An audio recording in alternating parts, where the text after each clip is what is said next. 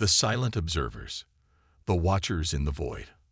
High above the spiral arm of what humans called the Milky Way, in a station built from crystallized starlight and metals that existed before the first sun burned, the Galactic Council held their eternal watch. For 300 years, they had observed the small blue planet in the outer rim, cataloging every rise and fall of the species that called it home.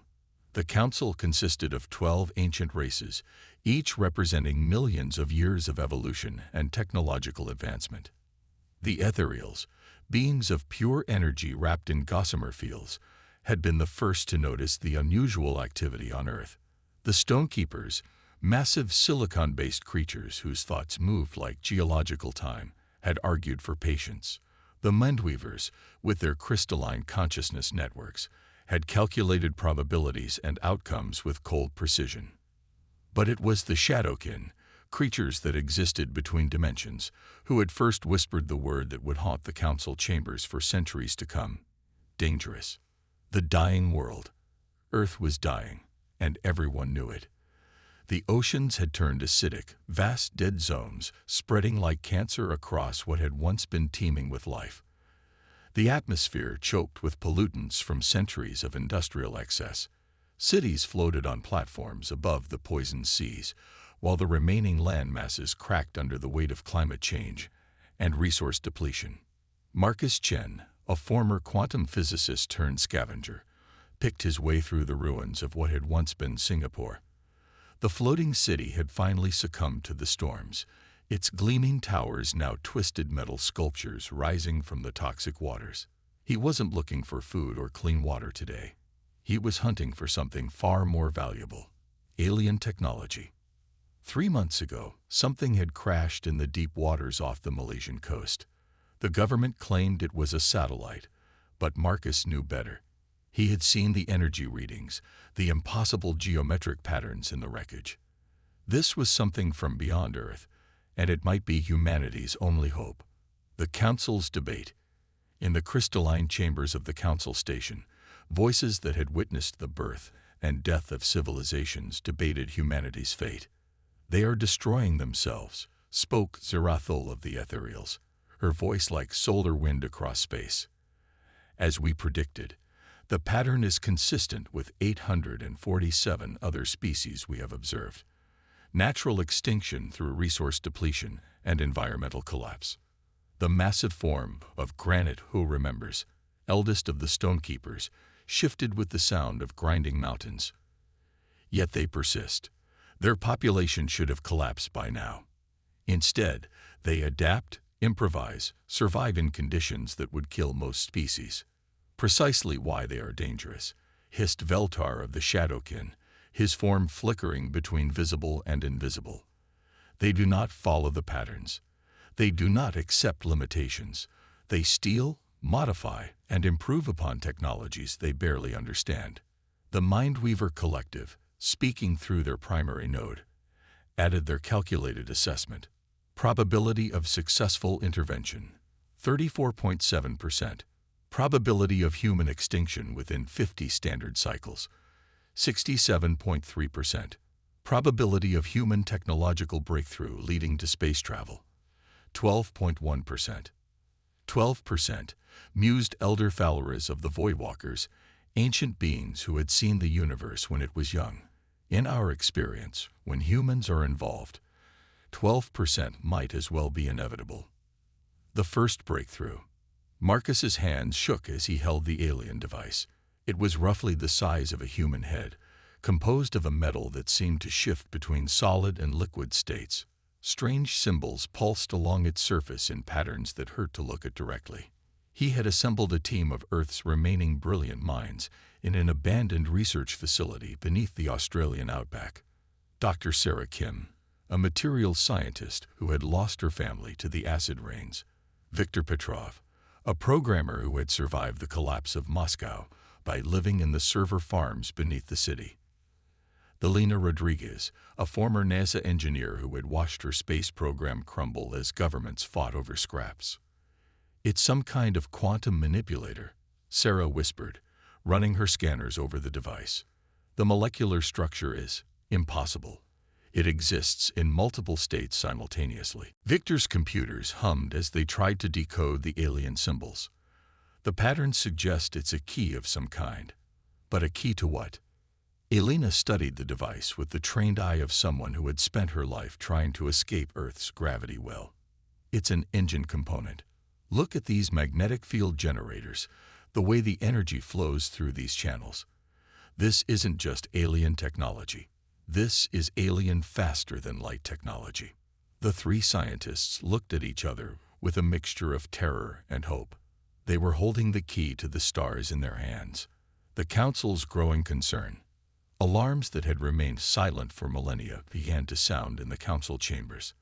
The Watchers, ancient AI constructs that monitored all quantum activity in the galaxy, reported disturbing readings from the human homeworld.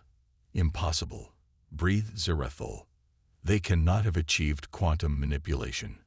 They lack the mathematical foundation, the material science. They have achieved it nonetheless, interrupted the Mindweaver Collective.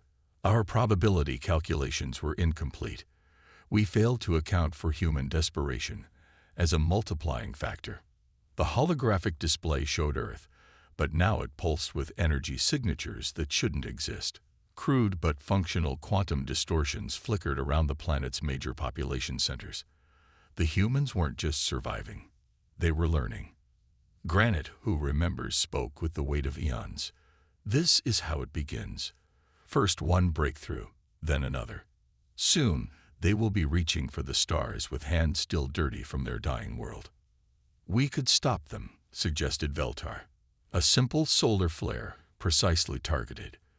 Their primitive electronics would fail, their progress would halt, and prove ourselves to be the monsters we claim they might become. Elder Thalris's voice carried the wisdom of ages. No, we watch. We wait. We hope we are wrong about what they will become. The Underground Network. Marcus's discovery had spread through humanity's underground networks faster than any government could track. In hidden laboratories around the world, the brightest minds worked with desperate efficiency to understand and replicate alien technology. In the flooded ruins of Amsterdam, Dr. Kim's material science team had learned to synthesize the alien metal, creating hybrid materials that were part terrestrial, part extraterrestrial. In the underground cities of Tokyo, Victor's programming collective had cracked enough of the alien code to interface human computers with alien quantum processors. But it was in Elena's workshop, buried beneath the Sahara Desert in what had once been Egypt, that the impossible became reality. The first human quantum drive hummed to life, warping space-time in ways that made the surrounding sand turn to glass. It works, Elena whispered, tears streaming down her face as she watched her instruments register successful quantum tunneling. Dear God, it actually works. Above them, the dying world continued its slow spiral toward extinction. But below, in hidden chambers and forgotten bunkers, humanity was building its escape route to the stars. The Council's realization, the detection of the first successful human quantum drive test, sent shockwaves through the Council chambers. For the first time in their long existence, they faced a species that had bypassed normal technological development through pure desperation and ingenuity. They are using our own crash technology against us, Veltar reported, his shadow form writhing with agitation. Reverse engineering, hybridizing, improving upon designs we considered lost. The Mindweaver Collective recalculated their probabilities with increasingly dire results. Human space travel capability, 89.7% probability within 5 cycles. Human expansion beyond their system, 76.2% probability within 10 cycles. Human contact with other species, 54.8% probability within 15 cycles. They are not following the pattern. Granite, who remembers, rumbled. Every other species we have observed either dies in their crib or develops slowly, responsibly. Humans are weaponizing their own extinction. Elder Thalris spoke the words that would haunt the Council forever. We have waited too long. The time for intervention has passed. Now we can only watch as they spread across the galaxy like wildfire. The secret builds. While the Council debated, humanity worked. In the depths of the Pacific, massive underwater shipyards constructed vessels that were part human engineering, part alien mystery. The ships were ugly, brutal things that looked like they had been welded together by desperate hands in the dark. Because they had been. Marcus stood in the main assembly bay, watching teams of workers install the final quantum drive into the ship they had named Defiance. It wasn't beautiful like the sleek vessels in old science fiction films. It was a survivor, built from scrap and hope, and the refusal to die quietly. "How many can we save?" asked Sarah, joining him at the observation deck. Marcus looked at the manifest. "This ship can carry 10,000. We have 17 more under construction. Maybe 200,000 people, if we're lucky." "Out of 8 billion, Sarah said quietly. "It's not about saving everyone," Marcus replied. "It's about ensuring someone survives. Someone remembers. Someone carries humanity to the stars. The point of no return." The Council's final meeting on the human question was brief. They had run out of time for debate, for intervention, for careful management of a species they had never truly understood. "They launch tomorrow," reported the Watchers. 18 vessels, quantum-capable, heading for different sectors of the galaxy. "Our scout ships," asked Zarathul, "have been instructed to monitor but not interfere.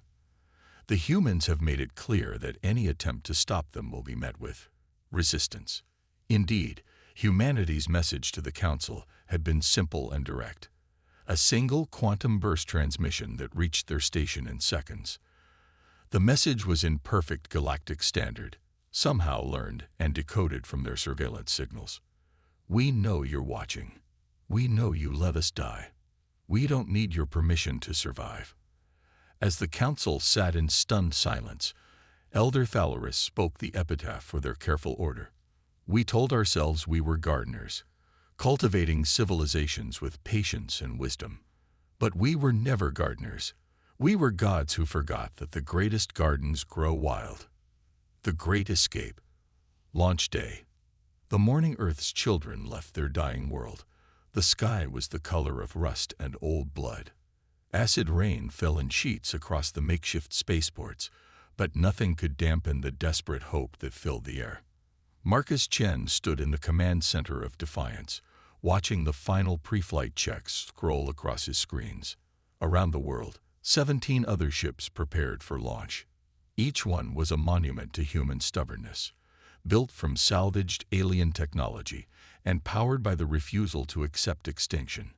They had names like Perseverance, Unbroken, Last Stand, and Never Again. "All ships report ready," came Elena's voice over the comm. She was commanding the vessel Horizon's Edge from the Australian launch site. "Quantum drives are stable, life support is green, and our passengers are as ready as anyone can be for jumping into the unknown." Through the reinforced windows of the command deck, Marcus could see the thousands of people boarding his ship. Families carrying children, scientists clutching their research, artists with their precious works wrapped in plastic against the acid rain. Each one had been chosen through a lottery system, though Marcus suspected more than a few had earned their spots through skills humanity would need among the stars. The Council's last gambit. In the crystal chambers of the Council station, panic was a living thing. For the first time in millennia, they faced a situation beyond their control. The humans were not just escaping. They were escaping with stolen technology that they barely understood but somehow made work through sheer desperation. "Deploy the containment fleet," ordered Veltar, his shadow form rippling with urgent energy. "If we cannot stop them from leaving, we can at least prevent them from spreading." Negative. Elder Thalris's ancient voice carried the weight of absolute authority. "We have observed this species for centuries. Direct confrontation will only make them more dangerous. They have already proven capable of turning our own technology against us." The Mindweaver Collective processed countless scenarios in microseconds. Military intervention probability of success, 23.4%. Probability of human technological advancement through combat exposure, 87.9%. Probability of galactic destabilization, 91.2%. Then what do you suggest? Demanded Zarethel. We allow them to spread across the galaxy like a plague. We watch, Elder Thalorus replied. We learn. And we prepare for the possibility that our long reign as the galaxy's guardians is coming to an end. The first jump. Marcus felt the quantum drive engage like a punch to his soul. Reality twisted around the ship, space-time folding in ways that human minds weren't designed to comprehend. Through the observation windows, the stars became lines of light, then patterns of impossible geometry, then something that hurt to look at directly. Jump successful, reported Dr. Kim from the engineering deck. We are somewhere else. The screens showed their new location, deep space between star systems, in a region the alien navigation charts marked as Empty Void Sector 7739. It was exactly where they wanted to be, nowhere the Council would think to look for them. Status report from the other ships, Marcus called out. One by one, the other vessels reported in. 16 successful jumps to different sectors of the galaxy. Unbroken had made it to the galactic rim. Perseverance had jumped to a nebula region rich in rare minerals. Last Stand had found itself near a cluster of unexplored systems. Only one ship failed to report in. Never again. The Shadow Followers. What the humans didn't know was that they hadn't escaped alone. Veltar had deployed a small fleet of shadow ships, vessels that existed partially in normal space and partially in the dimension between dimensions. They followed the human exodus like wolves trailing a herd, reporting back to the Council on every movement, every destination. But even the Shadowkin were surprised by what they observed. The humans didn't scatter randomly into the void. They had a plan. They are coordinating, Veltar reported to the Council. Despite being separated by light years, they are somehow maintaining communication. They are sharing information, resources, technologies. How is this possible? Demanded Granite, who remembers. Our analysis showed they lacked the infrastructure for galactic communication. They are using our own quantum communication network, the Mindweaver Collective reported with something approaching admiration. They have reverse-engineered our quantum entanglement communication protocols and are piggybacking on our galaxy-wide network. The realization hit the Council like a physical blow. The humans weren't just escaping. They were hijacking the very systems the Council used to maintain order across the galaxy. The first colony. Alina Rodriguez stood on the bridge of Horizon's edge, staring at the planet that would become humanity's first new home. It wasn't much to look at, a rocky world with thin atmosphere and no native life. But it had water, breathable air, and most importantly, it was far from Earth and the Council's influence. Beginning orbital survey, reported her science officer, Dr. Yuki Tanaka, a former climatologist who had spent her career studying Earth's dying ecosystems. The planet appears stable, no dangerous radiation. Gravity is 0.8 Earth normal.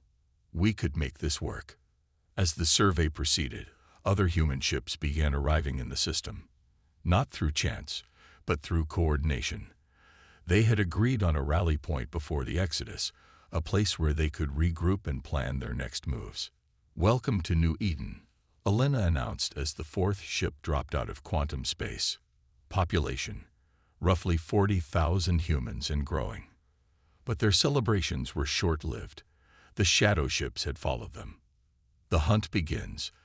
Veltar materialized his shadow form on the bridge of his ship, studying the human colony with a mixture of fascination and concern.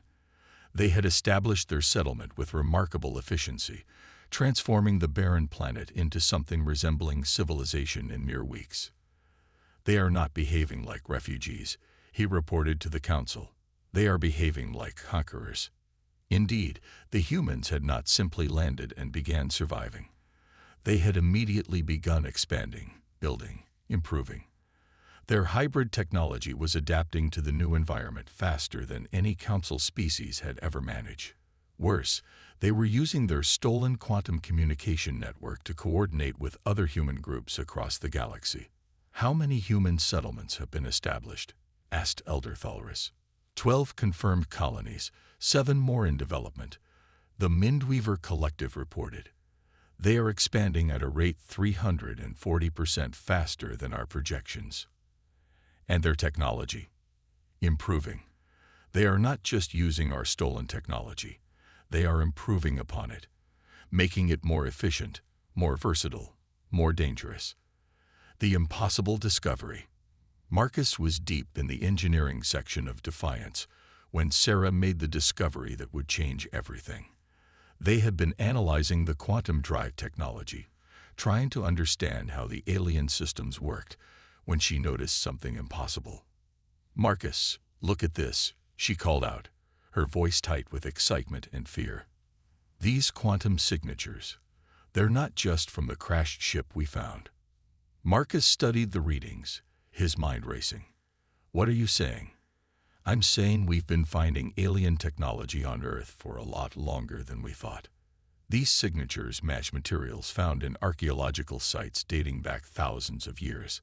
The crashed ship wasn't first contact, Marcus. It was just the latest contact." The implications hit them both like a physical blow. Humanity hadn't stolen alien technology by accident. They had been subtly influenced by alien technology for millennia, their development guided by artifacts left behind by previous visitors. "We were never meant to die on Earth," Marcus whispered. "This was always supposed to happen." The Council's secret. In the deepest vaults of the Council station, Elder Thalris accessed records that had been sealed for 10,000 years. The truth about humanity's development, the real reason they had been watched so carefully, the secret that had shaped galactic policy for eons. Humanity wasn't the first species to steal Council technology. They weren't the first to escape their dying world.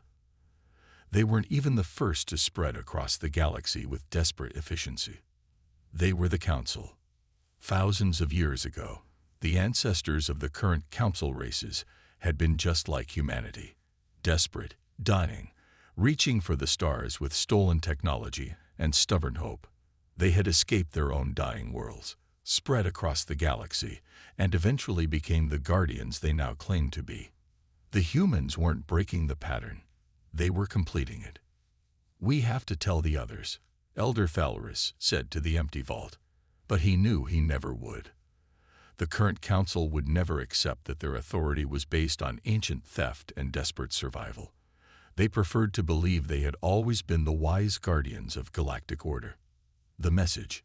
As human colonies spread across the galaxy, growing stronger and more sophisticated with each passing day, the Council received a final message from Marcus Chen. It wasn't a plea for help or a declaration of war. It was something much more disturbing. An invitation. To the Galactic Council, the message began. "We know who you are. We know what you were. We know why you watched us die instead of helping us live." The holographic image of Marcus appeared in the Council chambers, his face worn by the trials of Exodus, but his eyes bright with the fire of survival. "You were afraid we would become like you. You were right to be afraid, but not for the reasons you think. We are like you.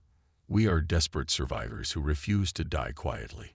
We are thieves who steal technology we don't understand and make it work through pure stubbornness. We are gardeners who plant seeds in the ashes of our failures." The message paused, and Marcus smiled, not with malice, but with understanding. "The galaxy is big enough for all of us. Your children are growing up among the stars, just as your children did thousands of years ago. The difference is, we remember what it was like to be mortal. We remember what it was like to face extinction.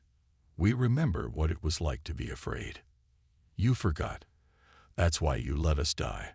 That's why you nearly let yourselves become the very thing you were running from when you first reached for the stars. The invitation stands. Come find us. Talk to us. Learn from us, as we have learned from you. But remember this. We are humanity. We do not go gentle into any night, good or otherwise. We burn bright. We burn hot. and we burn long. See you among the stars. The new galactic order. As the message ended, the council chambers fell silent. Outside the crystal walls, the galaxy continued its ancient dance, but now it was a different galaxy. Humanity had escaped, survived, and thrived in ways that challenged everything the council thought they knew about evolution and civilization. In the years that followed, the galaxy would never be the same. Human colonies would grow into human worlds would grow into human systems, and human systems would grow into a new galactic power that refused to follow the old rules. The council had been right to be afraid. They had been right to watch in silence as humanity escaped their dying world. They had just been wrong about everything else. Epilogue. The Children of Earth. 50 years after the Great Escape, Ambassador Sarah Kim stood in the rebuilt council chambers, representing the Human Colonial Alliance in galactic politics. The old crystal walls had been replaced with hybrid human-alien architecture that somehow managed to be both beautiful and practical. Around the table sat representatives from dozens of species, including the original council races who had finally accepted that their time as the galaxy's sole guardians was over. The humans hadn't conquered the galaxy through force. They had done something far more dangerous. They had inspired it. Other species had begun to question the old ways, to push boundaries, to refuse to accept limitations. The galaxy was becoming more chaotic, more dangerous, more alive than it had been in millennia. The motion to establish the Galactic Refugee Assistance Network passes, Sarah announced, her voice carrying across the chamber. No species will ever again be forced to face extinction alone. As the session ended, Elder Falrus approached her.